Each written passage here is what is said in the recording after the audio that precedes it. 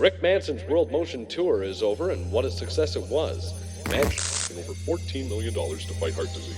The ads can now be seen inside public bathrooms. The lucky winners of this past weekend's Super Love Draw. The pair came forward to claim their electric. A 9-year-old Metro Tracy Hooper. Get off this channel.